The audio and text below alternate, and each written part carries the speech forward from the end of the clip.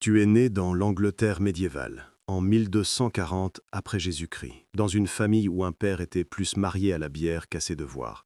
Il aimait ses 5 filles à sa manière étrange. Mais l'amour ne mettait pas de nourriture sur la table, ni économisait de la dot. Tu étais la deuxième plus jeune.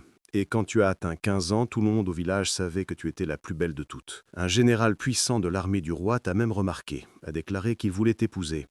Mais sa famille exigeait une dot si lourde qu'elle pouvait couler un navire. Ton père, bien sûr, avait déjà gaspillé la plupart de ses richesses en alcool et en mariant tes sœurs aînées. Quand il a entendu des murmures que l'Église payait secrètement les jeunes femmes pour devenir nonnes, il n'a pas réfléchi à 2 fois. Cette nuit-là, il t'a embrassé le front. « Dieu s'occupera de toi, mon amour, et avec cet argent, je vais m'occuper de moi-même, dit-il. » Le lendemain matin, des hommes de l'Église t'ont traîné loin. Ils t'ont rasé la tête devant tout le monde. Tes longs cheveux, la chose que les étrangers autrefois louaient, tombaient en tas à tes pieds. Ils t'ont enfoncé dans un tissu noir rugueux qui sentait la moisissure. Tu as attrapé ton reflet dans un plateau de laton. Ta dotée avait disparu, volée dans une heure cruelle. Au convent, tu t'attendais à des prières silencieuses et peut-être quelques hymnes. Au lieu de cela, le prêtre t'a enfoncé une brosse rigide dans les mains. Frotte tout le sol de l'église pour ce soir. Dieu voit ton effort. Ne le déçois pas. Tu as levé les yeux vers la nef immense, les dalles de pierre interminables et les sols sans fin. Tu as frotté jusqu'à ce que ton dos crie, que tes mains se cloquent, que tes genoux soient avis contre la pierre. Quand l'aube est venue, tu t'es effondré sur les bancs. Le prêtre a examiné ton travail. Travail d'amateur. Fais mieux la prochaine fois. Réveille-toi à 4 heures le matin. Aucune excuse, c'est la règle. Le sommeil est devenu un luxe que tu ne pouvais jamais t'offrir. À 4 heures le lendemain matin, les cloches ont sonné. Ils t'ont traîné dans la chapelle et t'ont fait agenouiller. 7 heures ont passé, pendant que les prières latines résonnaient. Ton estomac se tordait de faim. Tes genoux ont enflé après des heures à genoux. Ta tête était légère. Tu as remarqué une pomme près de l'autel, brillant à la lumière des bougies. Tu as tendu la main, tremblante. Une gifle accrue brûla ta main. Pas de nourriture. Jeûne de haut 3 jours pour les nouvelles nonnes. Tu dois te purifier. C'est notre tradition. Les nuits étaient plus cruelles. Tu t'allongeais sur le sol de pierre nue, enveloppé dans un lambeau de rideau. Le vent hurlait à travers les craques, te gelant les os. Les rats se blottissaient à proximité, plus chauds que toi. Tu as fermé les yeux et tu t'es demandé si c'était le plan de Dieu ou juste l'amusement du prêtre. Tu l'as supporté. En as même souffert alors que tu mourais. Un jour, tu as trouvé un paysan à moitié de mort dehors, les lèvres bleues, le corps tremblant. Sans penser, tu as glissé des pommes de la réserve. Ses yeux se sont illuminés de vie. Pour un moment, tu t'es sentie à nouveau humaine. Mais la miséricorde ne reste pas cachée. Une abbesse supérieure te regardait secrètement. Voleuse! Voler les pommes de Dieu pour les mendiants, et tu dis qu'il serait mort. Elle dit mieux vaut qu'il meure que tu déshonores le convent. Ils t'ont traîné vers le prêtre supérieur et lui ont dit ce que tu as fait. 10 jours sans nourriture. Que ton âme meure de faim avec ton estomac. Que Dieu te montre la véritable valeur de la nourriture. Ton cœur a coulé. Mais alors un prêtre supérieur en visite est intervenu. Ses robes scintillaient. Sa voix était douce. Le prêtre supérieur dit « Le service aux pauvres est le service de Dieu.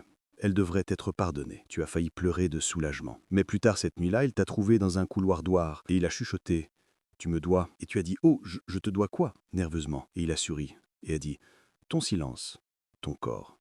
Dieu pardonne les signes, mais je pardonne les punitions. » Tu as supplié. Tu as essayé de courir, mais il t'a attrapé.